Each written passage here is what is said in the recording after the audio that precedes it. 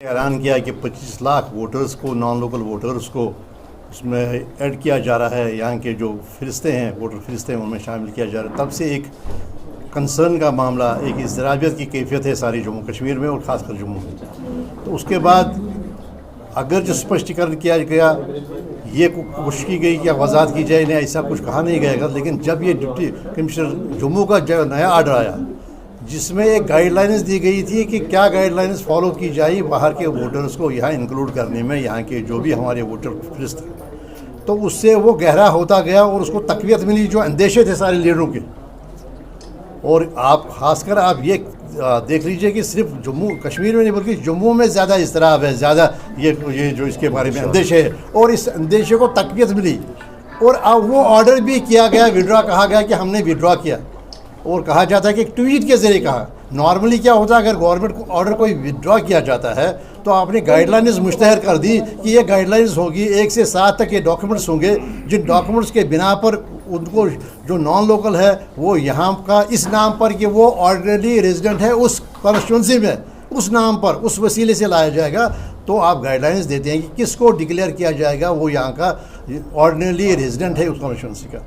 اگر آپ نے گائیڈ لائنز دی, آپ نے یہ ان کا ذکر کیا ان دستاویزات کا, اور اس کے بعد ایک اومنیبس پروویژن ہے, اوپن ہینڈیڈ دے دیا پاور ایک ریونیو آفیسر کو, وہ اگر یہ بھی کسی کے پاس نہ ہو, اگر وہ چاہے تو وہ لا سکتا ہے. تو وڈرا کیا گیا. ہونا یہ چاہیے تھا کہ ایک آرڈر, ایک اس کی جگہ ریپلیسمنٹ آ جاتا ہے جس میں نئے سے ایسی ذکر ہوتا ہے کہ اب کیا گائیڈ لائنز رہیں گی, لیکن وہ کیا نہیں گیا.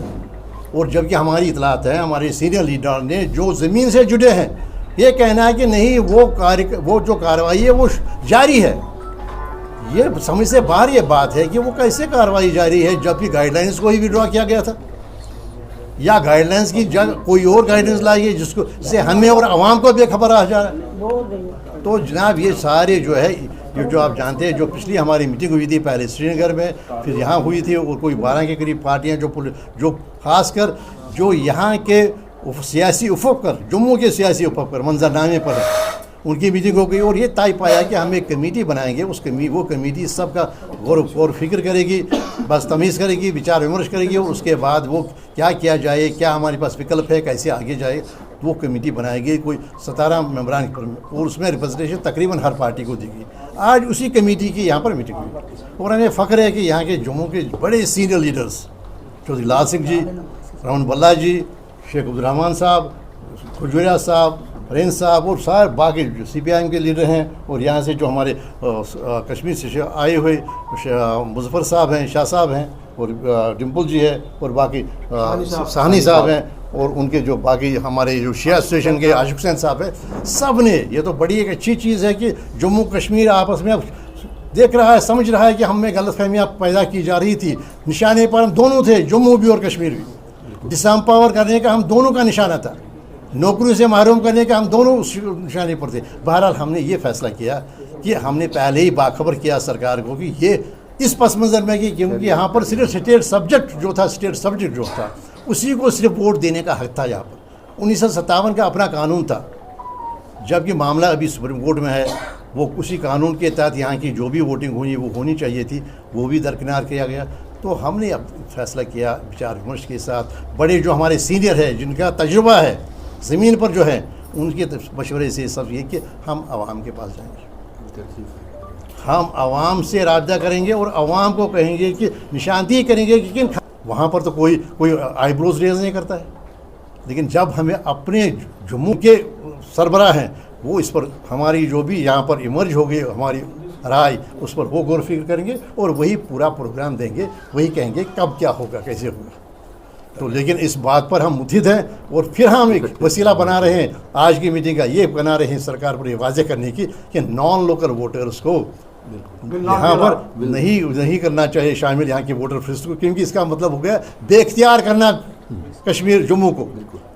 جموں کے ووٹر کو بے اختیار کرنا کشمیر کے ووٹر کو, جموں کشمیر کے ووٹر کو بے اختیار کرنا. اور یہ بات پہنچ جاتی پھر ڈس انفرینچمنٹ پر,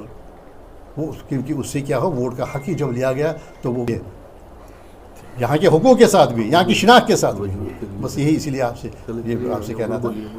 جن حقوقوں کے ہم کبھی بھی جب کوئی پبلک ڈیمانڈ ہوگی تو اس کو وہ ایکسپریشن دیں گے, اس کی ترجمانی کریں گے, تو ایسا ہی ایک لاہی عمل وہ آپ کو تک پہنچائے گا.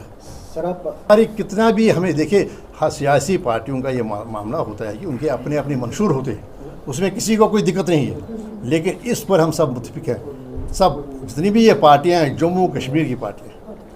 جو تو یہ یونائٹڈ ہوئے اس مدعے پر ہم اکٹھے ہیں، باقی یہ نہیں کہ باقی مدعوں پر نہیں، باقی مدعوں پر اٹھے، لیکن اس وقت ہمارا فوکس کیندرت رہے گی، ہماری توجہ کیندرت رہے گی، ہماری ایفرٹ صرف نان لوکل ووٹر کی ایشو پر۔ شروعات کب سے کر رہے ہیں؟ انشاءاللہ جلدی چند دنوں میں، یہ تو وہ شروعات ہے سر۔ اور وہ 1957 کا قانون مہاراجا کے بیسک کنسیپٹ کے مطابق تھا،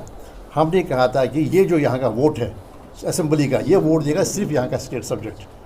کمیونٹی کا کسی خاص کا ذکر نہیں، صرف اسٹیٹ سبجیکٹ، وہ ہے جموں کا، کٹھوا کا، بلاور کا، سری نگر کا، اننت ناگ کا، یہاں کا صرف اسٹیٹ سبجیکٹ وہی چلتا تھا، آج تک وہی چلا تھا، ٹھیک ہے نا، وہی ہماری شناخت تھی، اور اسی پر آپ میں سب چنتے تھے اپنے اپنے اسمبلی ممبران کو۔ اب پریاس کیا جا رہا ہے کہ ان کو جو نان سے اس کو لے آیا جائے۔ اور دوسری بات ہے، یہ واضح ہونا چاہیے آپ کو، کبھی کہا جاتا ہے کہ نہیں قانون میں ہے کہ دیش کا کوئی بھی ناگرک کہیں پر بھی اپنا ووٹ درج کر سکتا ہے، وہ قانون نہیں ہے، قانون ہے جو وہاں آرڈینرلی ریزیڈنٹ ہو۔ قانون میں یہ نہیں لکھا گیا کہ کوئی بھی کہیں پر بھی ووٹ درج کر سکتا ہے، لیکن ہمارا بیسک جو ہے، بیسک ہمارا مدعا ہے کہ ہم نان لوکل ووٹر کے انکلوژن کے خلاف ہے، جو بھی کہا جائے ایسے بھی کہا جائے اس کے خلاف ہے، اور ہم بڑے امن کے ساتھ قانون کے مطابق اپنی وائس جو ہے وہ پہنچانے کی کوشش کریں گے۔ 27 کا قانون جو ہمارے اسٹیٹ سبجیکٹ کا، ہمارا سب سے بیس لائن جو ہماری ہے وہ بیس لائن وہی ہے۔ یہ میں السٹریشن کے طور پر ہم نے کہا کہ السٹریشن کے طور پر جو یہاں پر ڈی سی صاحبہ نے جو یہاں پر آرڈر کیا، اور آرڈر میں ہی اس نے کنڈیشنز لکھی، اور وہ آرڈر کیوں وڈرا کرنا پڑا، اور اس آرڈر کی ریپلیسمنٹ کیا آرڈر آ گیا، نئی گائیڈ لائنس کیا ہے، جو کام ہو رہا ہے وہ کس چیز پر ہو رہا ہے۔ تو یہ تو بڑی پریشانی کی باتیں ہیں نا، یہ تو آپ ہی پر اس پر آپ کے بھی پرشن ہوں گے، آپ کے ذہن میں اترتے ہوں گے کہ بھائی ابھرتے ہوں گے کہ بھائی اگر ٹویٹ کے ذریعے کسی اور ذریعے سے ہمیں کہا گیا کہ وہ وڈرا کیا گیا، تو پھر اس کی ریپلیسمنٹ آیا کیا، نیا کیا ہے، جس پر ہم آپس سے بات کرتے ہیں۔ ٹھیک ہے نا، بہت شکریہ جی۔